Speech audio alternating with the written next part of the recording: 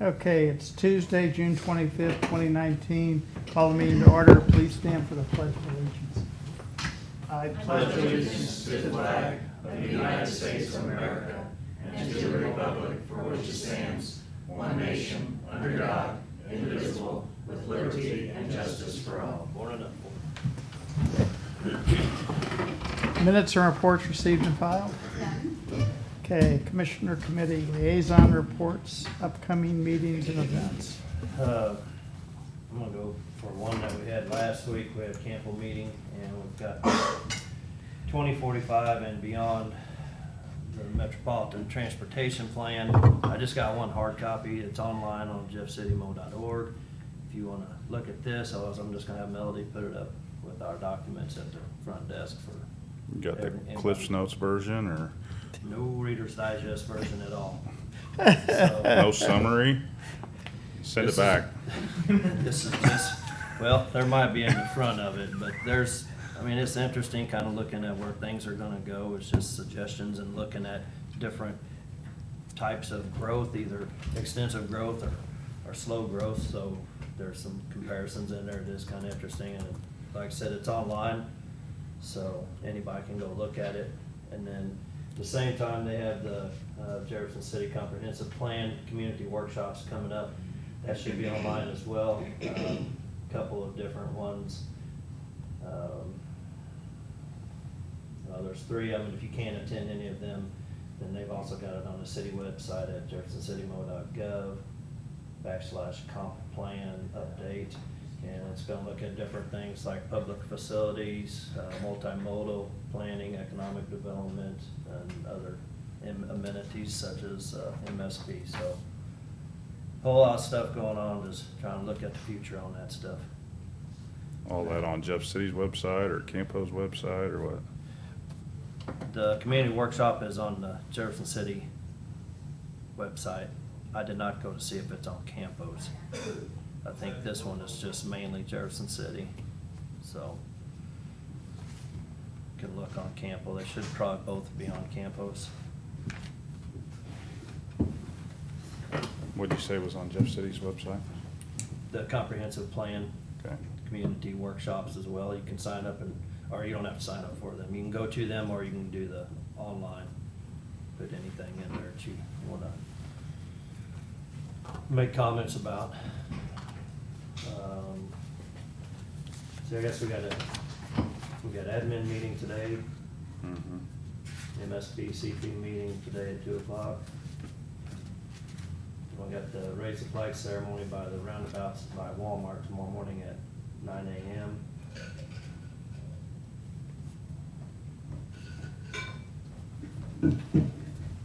That's about it until next week.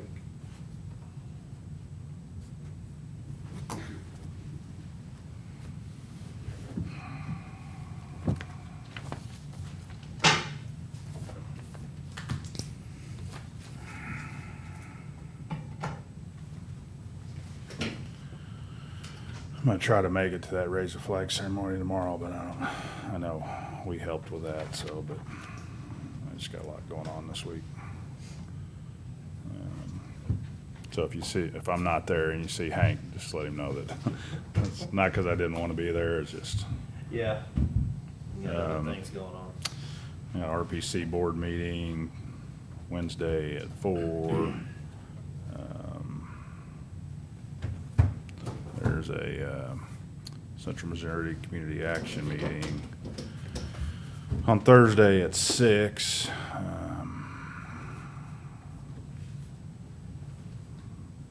think that's about all I got here.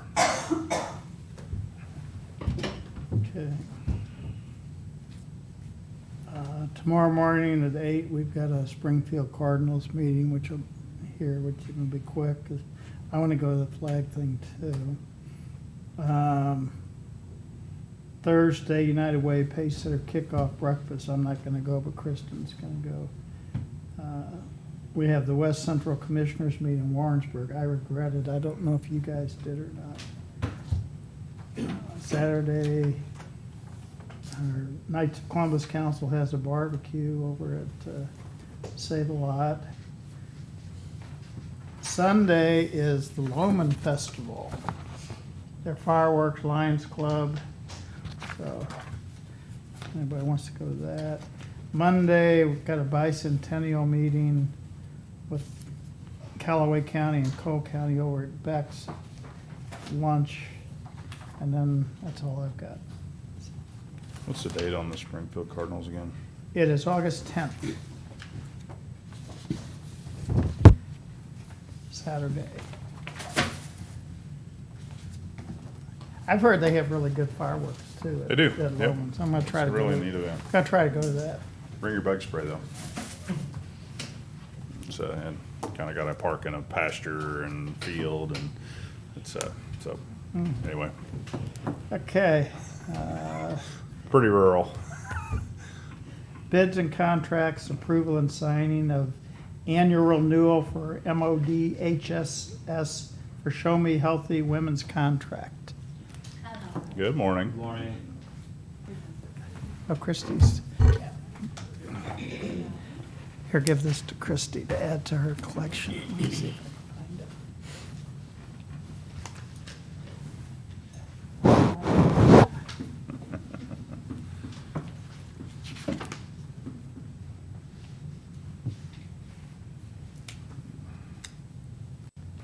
What was this? Oh, just the annual renewal. Okay.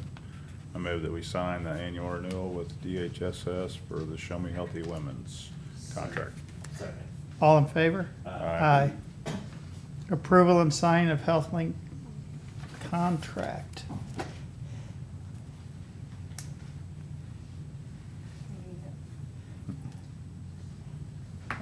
This is so that you can charge for vaccines and Yeah, so stuff? we can bill insurance directly. Right now, we use a third-party biller. Okay. Hopefully that will boost our revenues a little bit. Create a little revenue. That's the hope.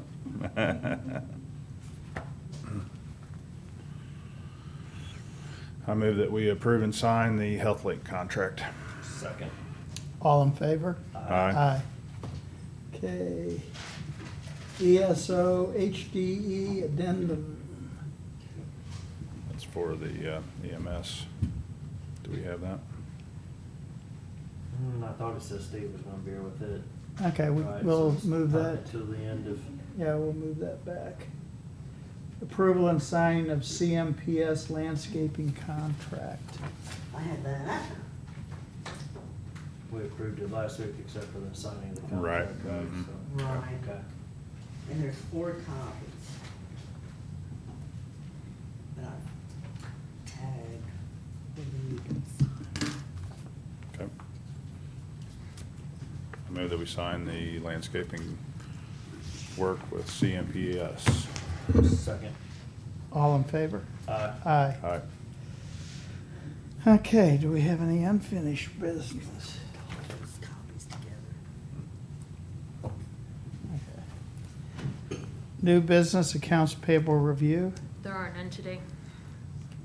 Okay. Gosh, we're moving right along. Approval of Cole County purchasing policies. You guys should have a copy of those. Yeah, it's attached. Attached. So,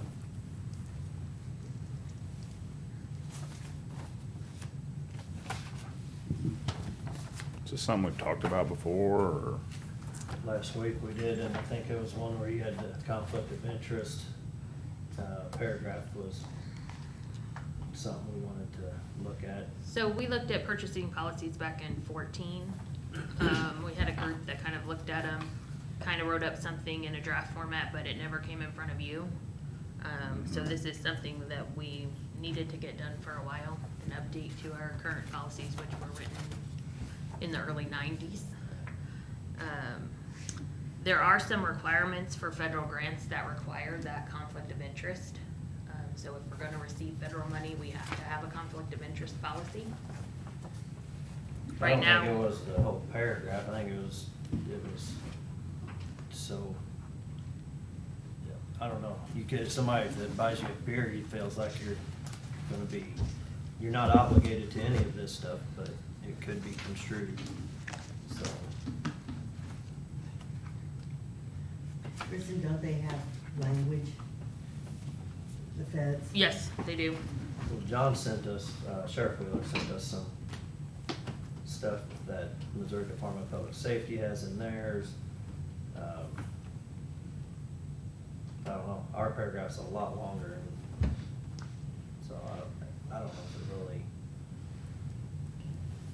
So, I mean, I'm good with the conflict of interest statement. I mean, the feds require certain language that specifies certain things for non-federal agencies. I don't know if the state has anything different, but I'm not sure why we're rewriting the whole thing. This is the one you found, Jennifer, right? I mean, I it was. think it's directly from Boone County's. Yeah. So we just kind of copied off of them and a boilerplate or whatever you want to call it, so. Yeah, I'd have we to go could- back and look specifically, but, I mean, I know I didn't make it up. We could copy so. and paste from the federal one that we're required to have in there, and the one that Sheriff Wheeler sent us was 6 lines. Ours is 26 lines. Well, not that bad, but there's a whole lot more in there. One, I even did some research on it, and some of the statute that I saw totally conflicted this. So, I mean, it said that a lot of different things, but this implies something way over the top.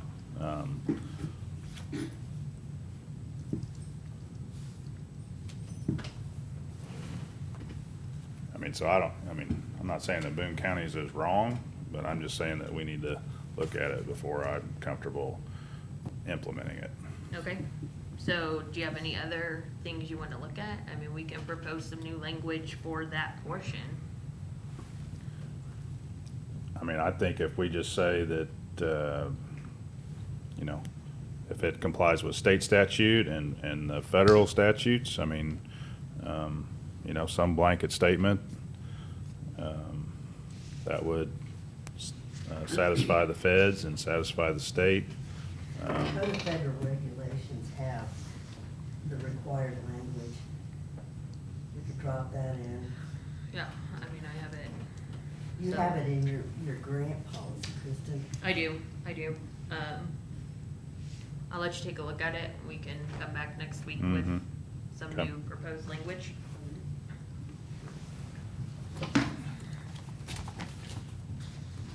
But everything else in the policy looks okay. Anything else you want us to look at before we bring a new draft to you? I just, not just from myself, but from every public office or department head or whatever. So the way this reads to me is that if someone were to take someone out to dinner, that could be construed as bribery or whatever, and I don't believe that. Someone's gonna take you out to lunch or whatever and try to persuade you to maybe buy their product or service. That's part of business in general. Yeah, could you construe it that way? I guess, but at the same time, what if every vendor out there did the same thing? So they have the opportunity to come visit with you and try to get you out of your work environment and try to persuade you that that's the best product. Whether it's a beer or it's a burger or whatever that may be, it's kind of a pretty broad area to say, when you go to a conference, or Larry goes to a conference, or whoever goes to a conference and somebody sponsors that dinner, isn't that the same thing? Okay, we can take a look at that section and propose some new language. Okay.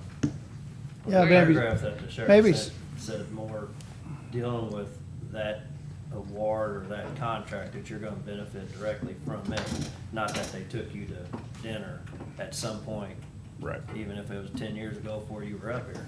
right. Well, you could somehow benefited somehow.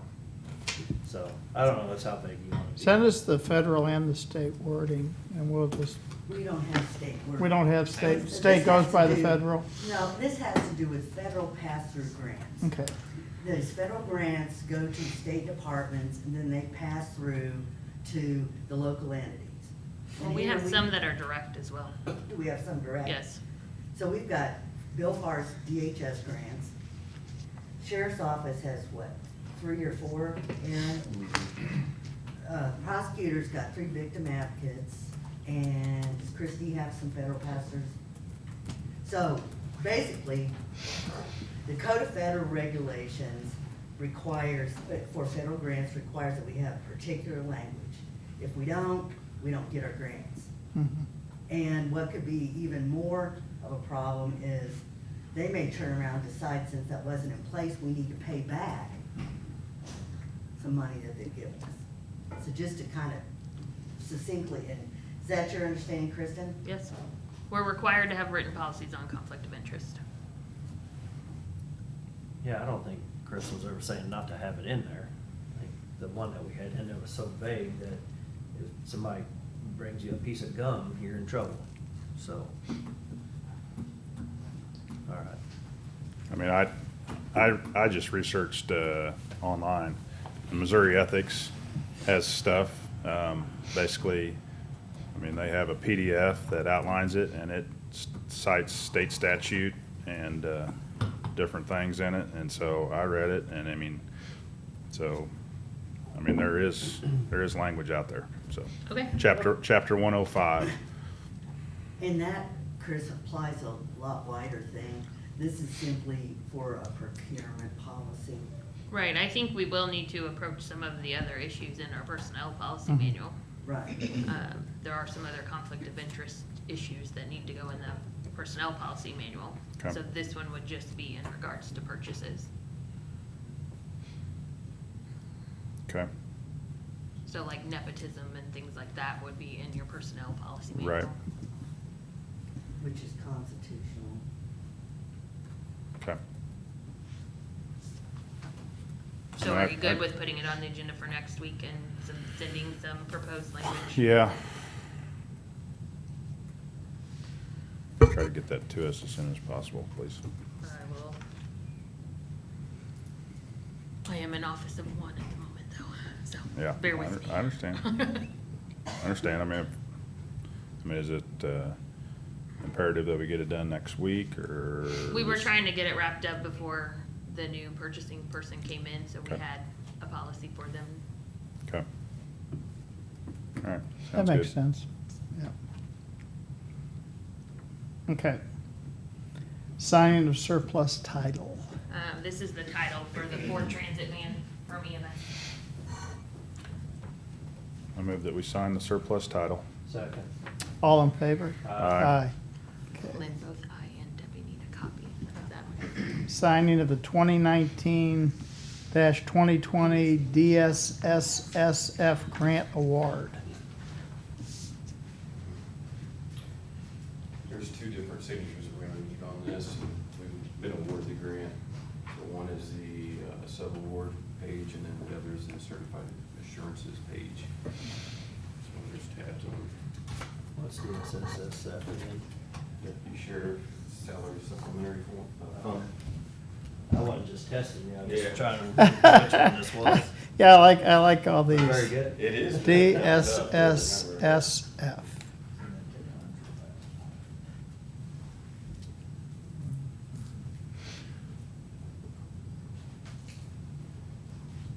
So is this a contract then?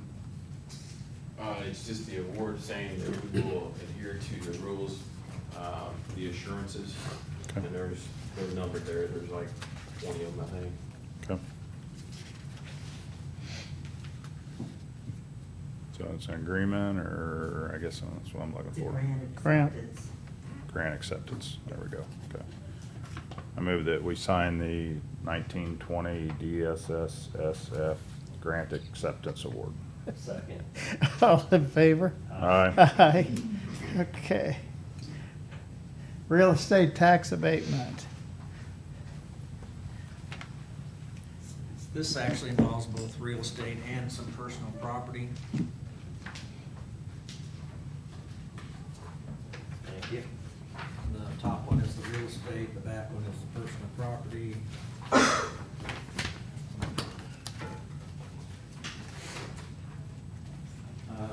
real estate, 2 of these parcels don't have taxes on them anymore. They're parts of a road in both cases.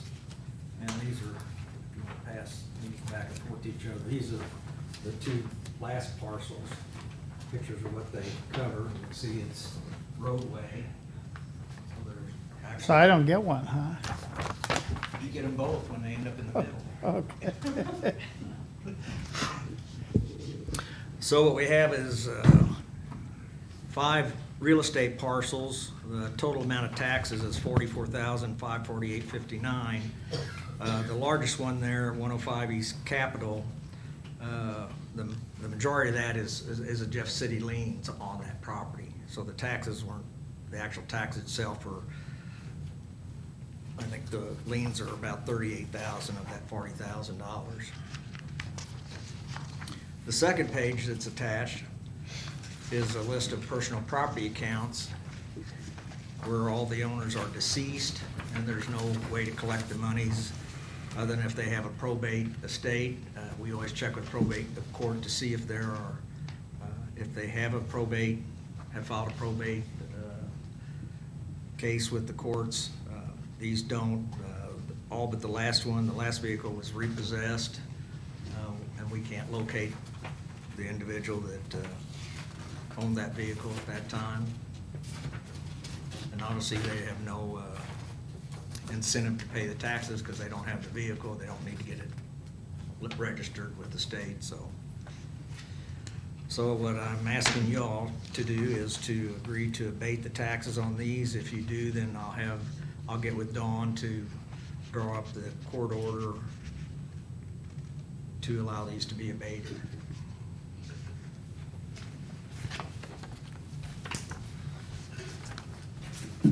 On the real estate, the first 3 properties are all owned by the city or the Parks Department now, so they're tax exempt.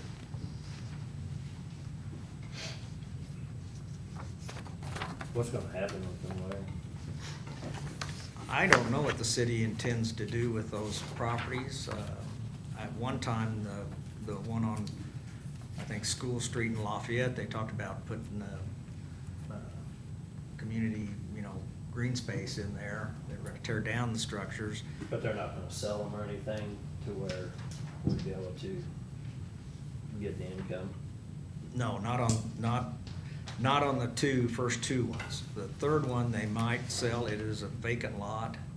But they took ownership so they could control who got that lot at whatever point in time. Yeah, I remember your email, I was trying to remember exactly the specifics of that one.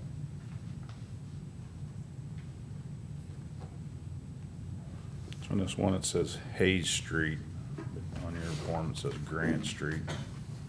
Am I looking at the right one, or is there another one, or? Are you looking at the picture? Yep.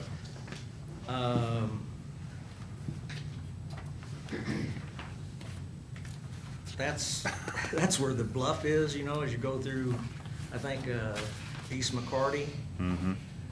And somehow when they redid that road several years ago, when they. Renamed it. I don't think, however they did it, the 2 streets came together or whatever, but It's like Jeff City, you drive on one road long enough, it'll change name 3 or 4 times. bingo. Yep.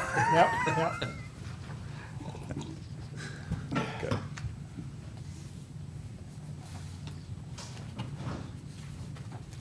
I'm good with it. Are you guys good with it? Good. Yep. Yeah, I wish there was a way we'd get some of that back, but doesn't look like it.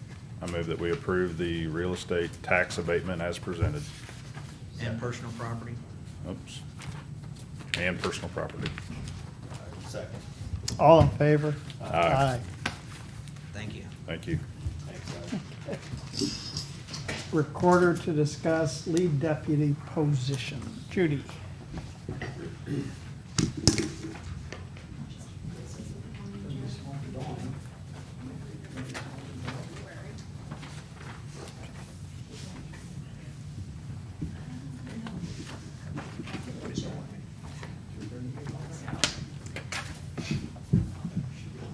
Basically, I have an asset in the office with the vital experience that we need in the recorder's office. And I just want to ensure that I get to keep her. Nobody likes to lose a good employee. And to ensure that I can, the cost for the rest of this year is $1,600 and $3,200 thereafter. And I was looking to see if I could find some money in my budget to help out. And I'm not sure that I actually would have enough to pull the $1,600. The only place that I did find it that would help would be, we do have about almost $6,000 that is in IT for a new scanner, and I'm not gonna be buying a new scanner this year, so that might be maybe a helpful suggestion. And keep in mind that we do generate revenues, so it's really important to have somebody with experience like she does.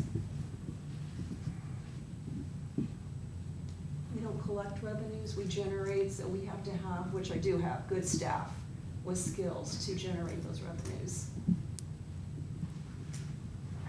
So is this a new employee or existing employee? No, this is a revisit from February, it's the same, Okay. same employee. And so just trying to look at the pay form here, so Okay. is she gonna be a lead deputy or a Yes. okay, so she is a deputy 2 right now? Well, per the discussion that I had starting in January with you, there was a little confusion on that. I actually hired her in as a lead deputy, but there wasn't enough money in the salary line. But in December, when I requested the pay grid, I didn't have that salary information. So when I hired her in, it was at the lead deputy based on that salary grid. But that's before I had how much I actually had to spend in the salary line. So her salary was a deputy 2? Okay.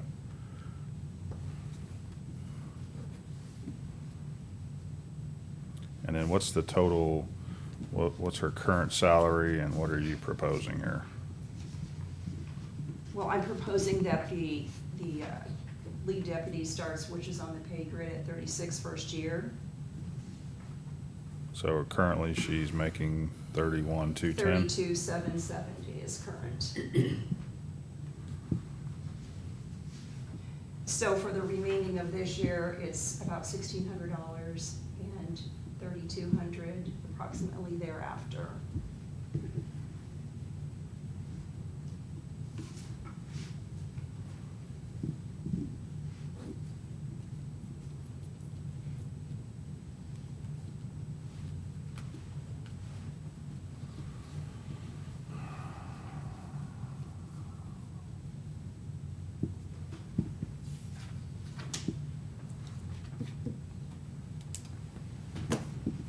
And if you might recall, we are still 10 years behind. I mean, normally we function with 5 employees for many years. In the last 5 years, we only have 4. And we are still 10 years behind in data entry, but we've made a lot of headway in 6 months. I've been working hard, and so did staff.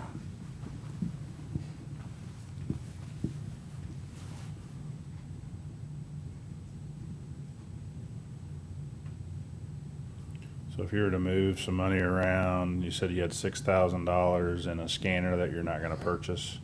Correct. Is that something that you're gonna purchase next year, or? I'm actually looking at a different scanner. I'm looking at some different options. Unless the scanner defaults in some manner, I'm not planning to replace it. Next year, I'm looking at a different option, so I think it's gonna be less expensive for the county. Well, I think if you're gonna do it, you don't wanna do it with the scanner money, because that's a one-time purchase. So the salary's gonna be ongoing. Right. So if you're gonna do it, I think you should just take that scanner out of any conversation at all. Well, you all know pretty much where I stand with the grid, so. Right. But I'm just bringing that part up.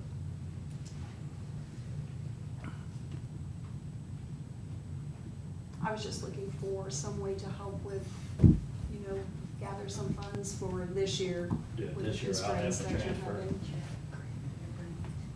The other option I could do is take out a recorder's fund for the 1,600, but not that I would want to continue that. It's just not good practice to pay salaries out of the recorder's fund. That's not the intention of the fund.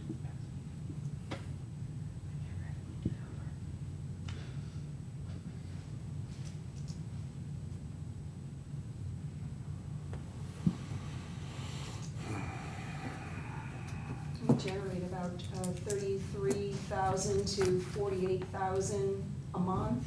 And of that, what the county keeps in its reserve is about 22 to 35, just depending on the month's business.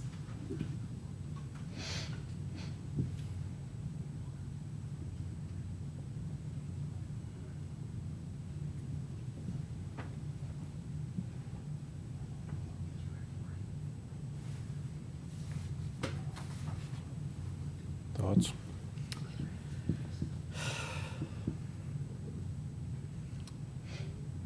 So she's gonna become lead deputy. Are you gonna come back next year with a deputy too then? I'm not. Okay. No. What I'm looking to do, and what I already am doing, she actually performs above that. But I have a chief deputy, a lead deputy, you've got your front, your back ends covered. And there's just so many responsibilities. One person can't do them all. And I also need to have somebody who is in charge of the workflow. And so then I would have my deputies in between.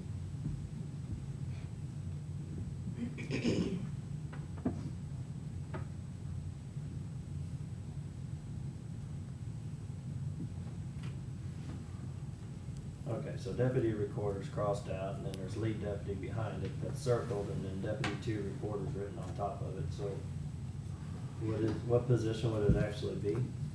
She is lead deputy. She is performing as lead deputy. The reason that is, excuse me, a little frog in my throat today. The reason that is because in December, when I knew I was gonna be starting in January, I requested a pay grid. And I already knew the needs of the office, so I was already working on getting everything backlogged, caught up, changes made that were needed. So I hired her in as a lead deputy, and she has been functioning as that. She has all the responsibilities of that. But what I did not think to request was how much was in the salary line. I didn't get that until January. So when I turned in the pay grid, I just assumed I could put that on there and I would get the money for it. And it didn't work like that. So it was changed. I didn't know it was changed until it came back to me, so Okay, then I now, started that's this. something I brought up last week on these two. If we make any written changes or scratch something out, it needs to be initialed or completely, the form needs to be completely done, redone, and re-signed. So, when it got up here, it was changed to deputy 2 recorder. Why did we change it to deputy 2 recorder? 'Cause that's a different salary. She didn't have the money or the title in her list in January. We didn't, Right, right. right. Yeah, we didn't have it listed as a position in the recorder's office because it wasn't prior to Judy taking over. The position existed, but there was not currently a lead deputy in the recorder's office. Or was it budgeted? Nor was the budget, yes. However, when Sue retired in December of 2017, $2,000 was returned from her salary back to the county's budget. I think some of that was dispersed with a new employee, but 2,000 was returned back, and that was a salary line.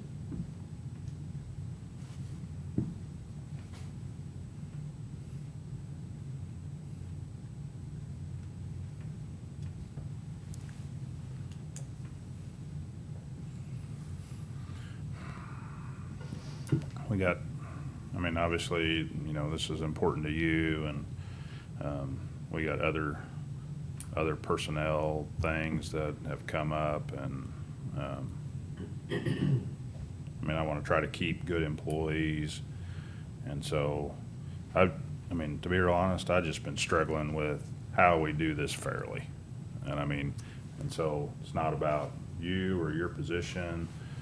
I'm just trying to look at it across the board, countywide, and see what's fair. And so, once we start changing things, it really can hurt certain offices. I just, obviously, if you have more money, you can try to hire someone else's employee within the county to your department. And so, I mean, I just, not that I don't want people to advance and do other things, but it's just a concern that I have. And I mean, I think it just needs to be fair for every department and every elected official. And so I need more time at this point, just because, like I said, I'm just struggling with how we do that going forward. I'd like to see our HR people come on and see how maybe they can give me some advice on how we do those things. But there's so much stuff that just keeps changing and evolving, and I mean, it's like we're just flying by the seat of our pants. And I mean, I just want to see some structure and some guideline as to how we do things, and it's just something that we can go by and try to stick to. And obviously, if we need to change that or tweak that as we go down the road, I'm good with that, but we need some place to start.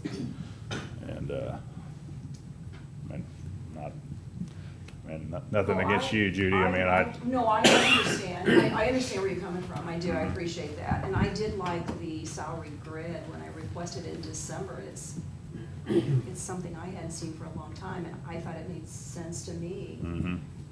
And I think when you start getting into responsibilities and qualifications and details of what one person can bring, I think that's where it Mhm. gets, in what you're saying, where you start that salary.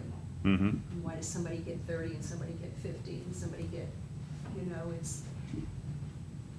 and part of this was my fault when I hired her, because I didn't have the salary line Mm-hmm. for me. But she actually is a key employee, and I do want to retain her, so that's what I was basing it on. I mean, Right. I told her I didn't know her before she started. I met her once, and her qualifications stuck in my mind, so I sought her out. So I really hate to not Right. give her what she All right. thought she was getting, because she deserves it. I agree with everything that you're saying. I mean, obviously, we need to try to retain quality employees, and we tried to get salaries that where they were competitive here in our last budget cycle, where we did the budget adjustment. And so, and then here we go again, and we're changing and evolving. And so,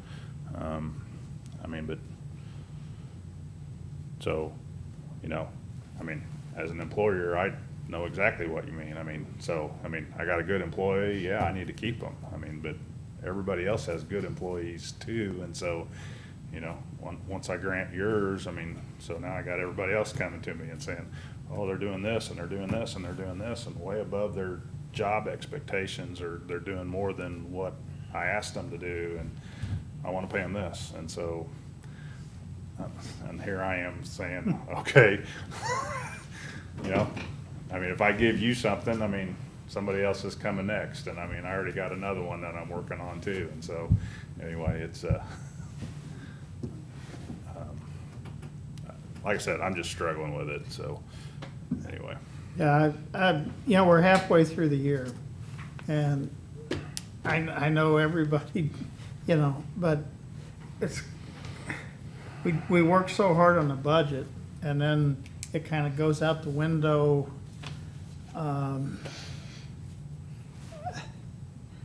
I think for next year, in your budget,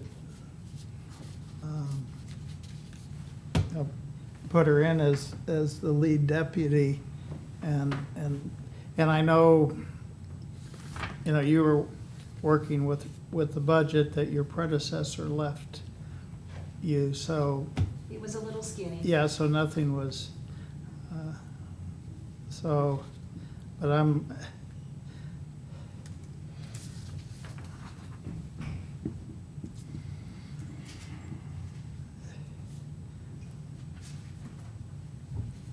That's why I offered to do the 1,600 out of the recorder's fund, then I could put it in the budget for next year. And then it would be at that lead, first year. I was trying to look for something that would help and that would be, I thought, fair.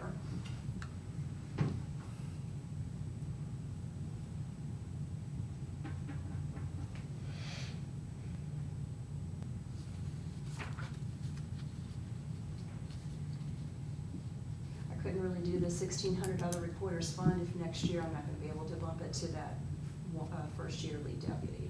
So that's kind of my dilemma. well, she will come in as, she'd be lead deputy, so, Well, it all depends on where we budget that. yeah. So, I mean, I'm not saying that we're gonna budget that or not budget that, but I mean, obviously, we're always trying to take care of all our employees and not just certain ones. I mean, obviously, we can take a look at that, but, Would it be, I didn't want to be too risky and make another promise that can't be fulfilled. So if I go ahead and give her the 1,600 out of the recorder's fund for the rest of this year, her 6-month training is up. So then to bump it to that title with the salary would be fair. And then next year, I could include it in the salary line for the budget. I just didn't know for sure if that's the protocol, if that'd be, correct in case something else happened budget-wise.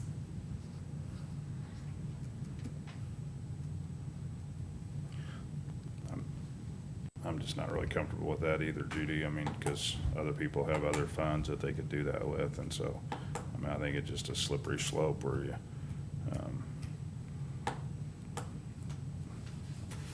and then, obviously, I think we have to approve the pay forms, and so I get what you're saying, and I'm not telling you no, I'm just telling you that I'm not ready to make a decision right now, because I need to evaluate all this stuff, and I mean, it's probably good that it's all coming right now, and so I can try to Okay. work my way through that. I mean, so I'm just not ready to say yes. Okay. If you'd like me to email you some additional information, I can do that. Yeah, I mean. Yeah, that'd be, So, yep, I'm good with that, yeah. so. I'm fine, I mean, I'll consider anything, anytime. I think this is a budget time discussion. So that's just why I'm hesitant to make any Right. changes in the middle of the year. Right. It's good to bring it up now, and then you can be ready to bring it to us in budget time, which is gonna be right around the corner, so. Yeah, I'm getting to be more and more on Jeff's side. Yeah, that's scary. Drinking already, No. so. Okay, thanks, Judy. Okay, yep, thank you.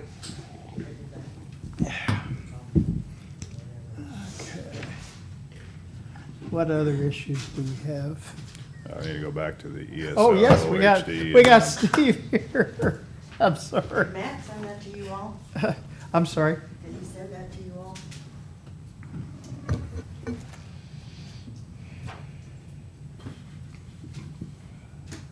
I haven't seen it.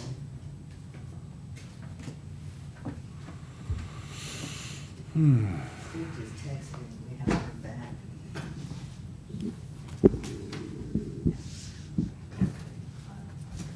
You looking, Jeff? Yeah, what would it have been under? ESO HDE.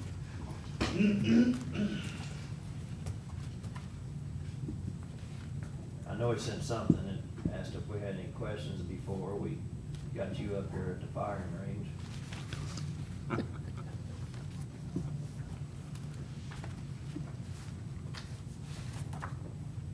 See if I can find it on my phone, sometimes it's easier to find it there.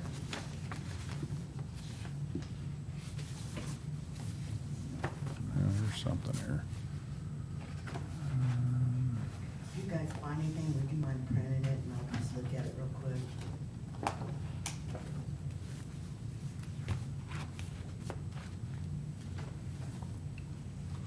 ESO Health Data Exchange.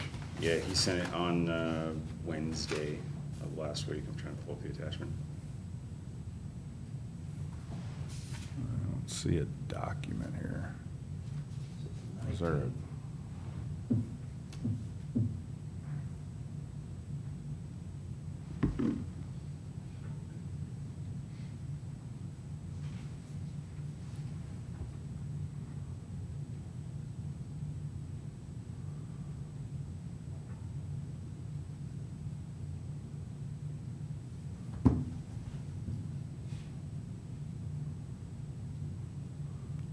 Yeah, I just don't see a document on the 19th. Is that what you're looking at?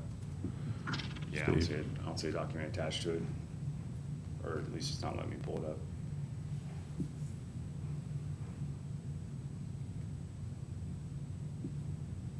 Yeah, I'm not finding anything.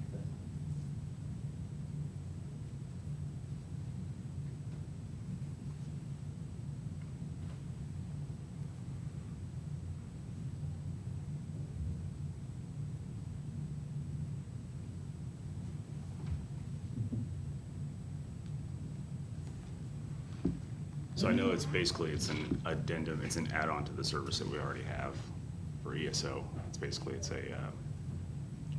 like an add-on to an app. What HDE does is it allows us to tie in electronically to the hospital's health data. So in our electronic PCRs, we put in the hospital's medical record number. That, on the backside, on the hospital's data exchange, ties in with their medical record number.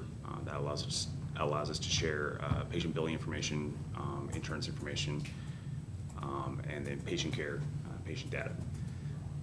The value to the system is that if we get insurance information that's not accurate, or if we don't get the most up-to-date insurance information, obviously the hospital, because their bills are substantially larger than ours, they tend to get a lot more in-depth and accurate insurance information and the most up-to-date.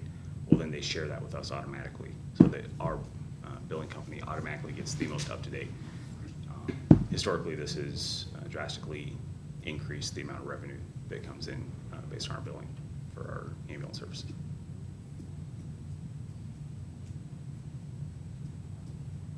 Yeah, I don't have any attachments at all.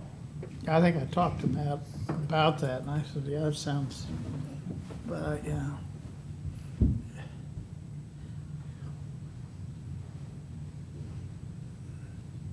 Because our building has been, So we don't have a contract. Just want to get it okay to pursue, because it's $9.55 a month to.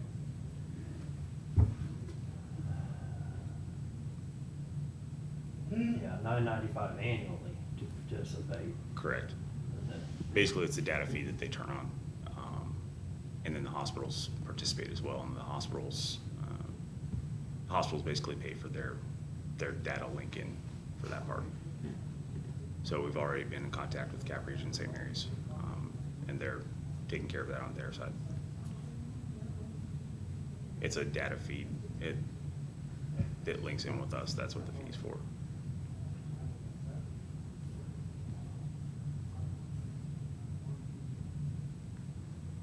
As far as if there's an actual contract to sign for that, I didn't see one on there, and I had heard back from Matt about that.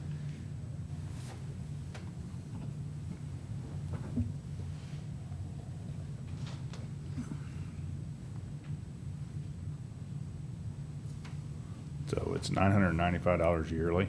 Yes, sir. So, and is there money in that budget line, or is this, what's this coming out of? I mean, this, so, Their ESO currently, the current contract that they have comes out of their equipment service contract, so it's in there at whatever rate it was at the beginning of the year. So I have not seen a contract or anything. This is the first I've heard of it, so. okay. So, are we changing ESOs then, or?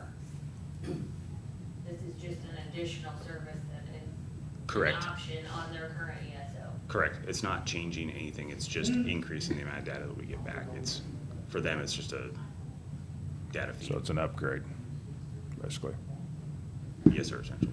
So we received the data with the billing information and demographic stuff, and it said to close the loophole. So what exactly does that mean, to close the loop, or not loophole, the loop on patient care? So what benefit does that actually, what do we get for the $955? Excuse me, So what, $955. what we get for the $955 is we get the increased insurance information, patient demographic information. We also get increased patient care information. So the crews can log in when they log into their ESO profile. Any patient that they've submitted a chart on, they can look and get a feedback on that patient. So from a training perspective, it's beneficial because they can look and say, okay, so I treated this patient and this was the outcome.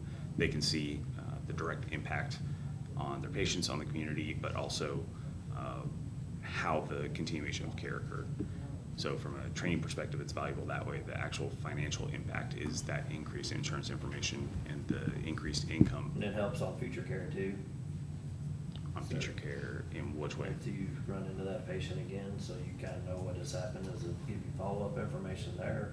It will give you follow-up information that the hospital puts in. So routinely what they put in is they'll say, well, the patient was in the emergency room for this long, they were either discharged home with this, or they were admitted to the floor. It really depends on how in-depth the hospital wants to be and what the information they put in, but yes, it has potential for assisting with future care as well.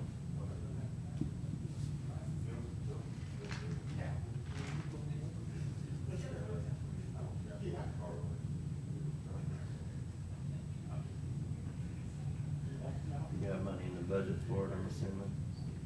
Cover it? Well, that's, We should need ESO Not- one. I don't know off the top of my head. So our line item, equipment service contracts right now is at $59,381.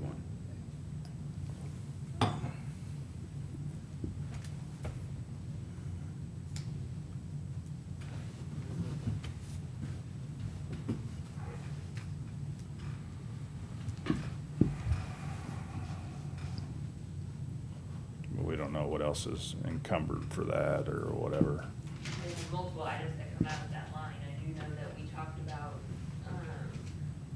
some maintenance on vents that we weren't gonna have to pay this year, so you probably have a little bit of additional in there for this year.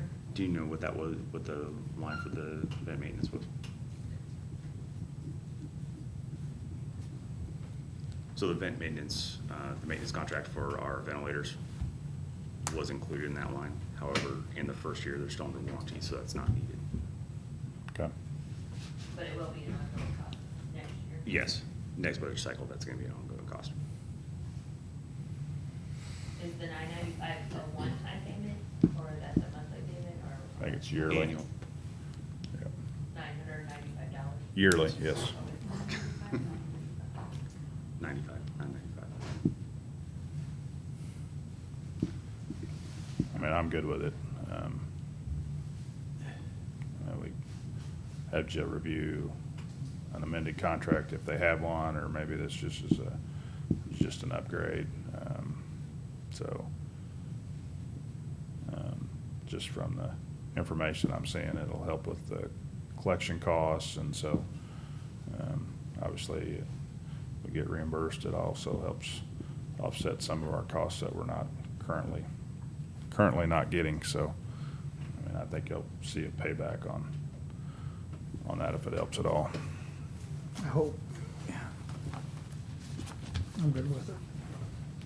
We got money in the budget. So I guess we just need to make sure.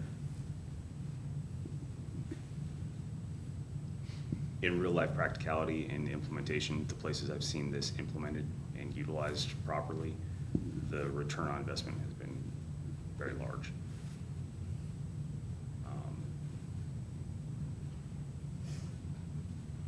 Obviously, that's, So we need a contract and It's an addendum, I mean, and so, addendum to the EOS. ESO. ESO. Acronyms. I like the SSS, whatever it was. DSSSF. Matt just sent sent it to me. I believe he sent it to you as well, sir, in your email.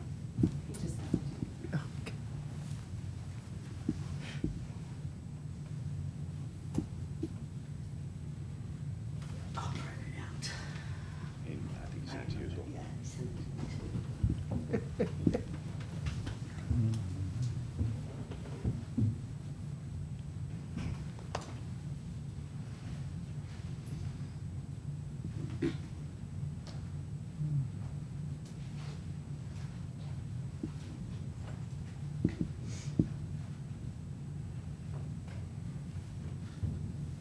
Did you find it? Did you get it? I just sent it to Jill too. I don't have it. I'll forward it to you right now. I think Jill's printing it out, so. Sam's trying to figure out how to open his computer up. You just have that sitting up there as I have, no, I have all the, a bullet guard or what? It's just a steel plate, isn't it? It's the boat anchor. Oh, bless your heart. I know. I need all the help I Hey, you've can come a long way since the pencil. Here's the agreement, and then there's this big page of all his contact information, and I can fill all that out. Okay. I think there's money in the budget, so it's good. I'm good. As long as you got money, if you run out of money at the end of the year, then definitely no, so. We need to look. There's a lot of things that we can buy that are gonna generate revenue at some point, but if we don't have money to buy them, we can't buy them, Right. so. And I mean, it's not like we're just collecting revenue like the collector, I mean, we're trying to generate revenue. Sorry, you're in here, so I'm picking on you. I move that we sign the ESO agreement. Second. All in favor? Aye. Aye. Okay. Thank you, Thanks, gentlemen. Steve. Thank you. We couldn't let you off too easy today. Oh, I know. So Steve, are you gonna attach that when you get it done? The one you pre-filled out? Okay. Okay. Then you can get it to Kristen and Steve sign. I'll get it from you.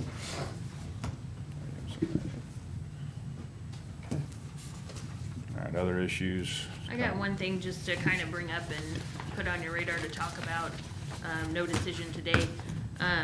Brian's been talking about possibly changing the way that we get rid of old computer equipment. The time that it takes for him to wipe off or remove all the information from the computer to send it over to surplus to sell it and get $5 for 10 computers is not really worth our time, we think. Okay. So he has found a company that will like recycle or destroy those computers. Okay. So we don't really have a written policy at the moment as how we get rid of things. We send everything to surplus or we sell it through bidding just like we acquire it. So I don't know that there's definitely a policy that needs to be changed, but we would like to, as long as it's been through IT to be reviewed and make sure that it really doesn't have any additional value to the county, if we could start disposing of that computer equipment that way, that would save maintenance from having to move it over there and store it. It would save Jennifer or whoever's doing the surplus sale from having to list it and sell it. Right. So, and this would only be in regards to computer equipment. Everything else would still be handled the way that it has been, but, like I said, it's more of just a discussion that we wanna have and see what your thoughts are. You probably wanna talk to Brian and get more information about the company that he's using and what they do, but, Is there a cost associated, or Yeah, do that's they what I'm- recoup some of that? I think that maybe they recoup some money from the parts and pieces that they can salvage from there. I don't know that, but I don't think that so far there's been a cost to us to do it. He has tried it with a few items.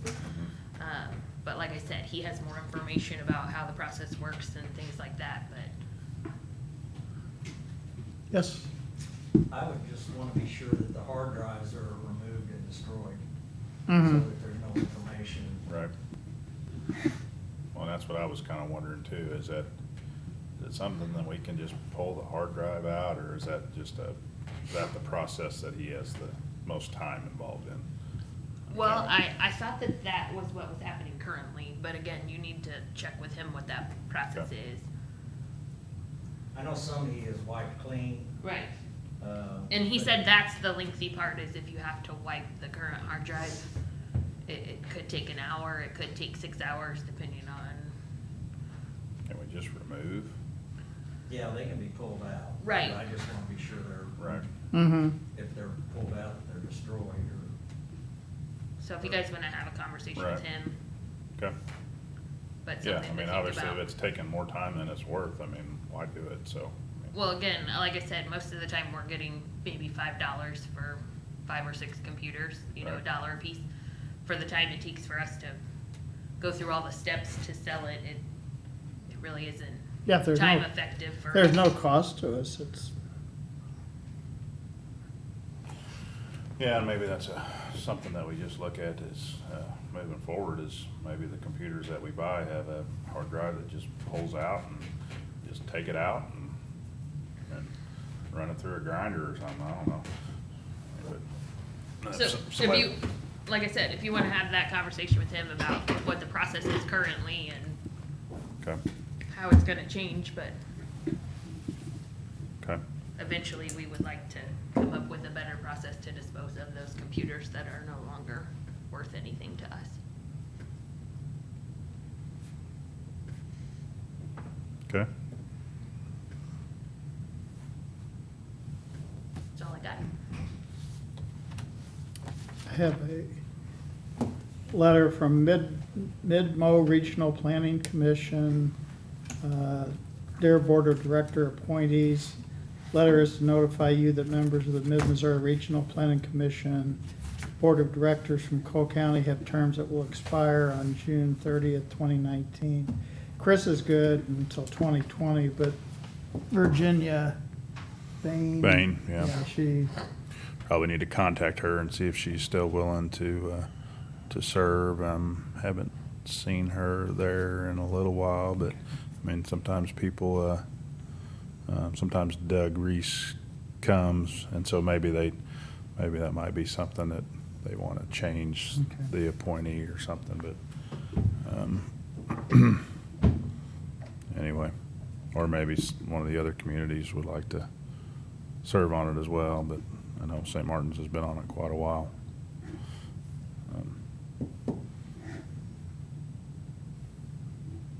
okay. So, you want me to reach out to Yeah, well, Doug and and see, just see? yeah, and see if St. Mark's wants to stay on, if not, Right, maybe Bardesville okay. or House. Well, we need to see if we need to rotate them. Yeah. So do they only get one, we get 2 appointees?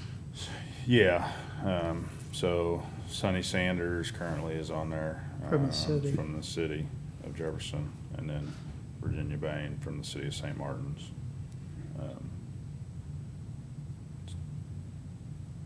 So, But is she on there as a representative for City of St. Martin's or a representative for Cole County? well, she's a Cole County representative, but we try to, or some of this was probably done, some of this was probably just left on there from years previous. So, I mean, obviously, the city had a representative, and before Sonny, it was, I don't know, Yeah, I can picture who you're talking about. It yeah. used to be there. So Jefferson Was it City Janice? was, Janice? yeah, Maybe it was Yeah. McMillan? it might not have been Janice, but it was some, Charlie Lansford, yep. Okay. Okay, Charlie was. But anyway, and then I know St. Martin's has been on there, but, man, I'm fine with it rotating just as long as they'll participate.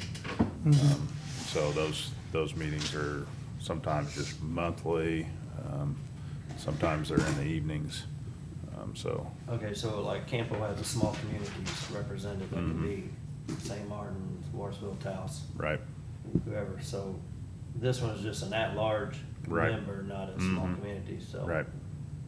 I'd say if she participates and she's still willing to do it, then that's fine, but if she'd like to bow out, then we Right. can get with some of these other city councils and see.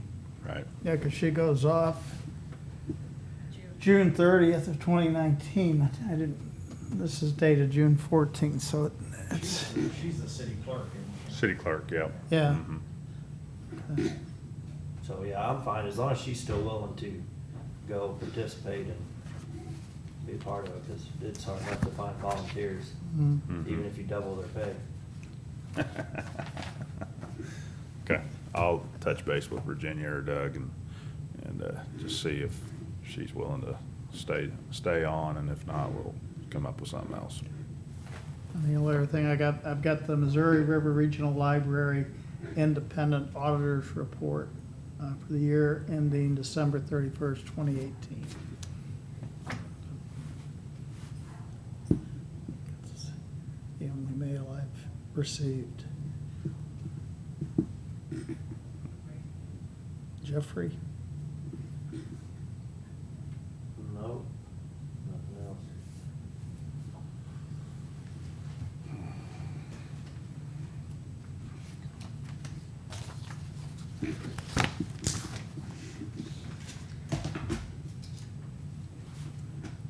Move we recess till 4:30.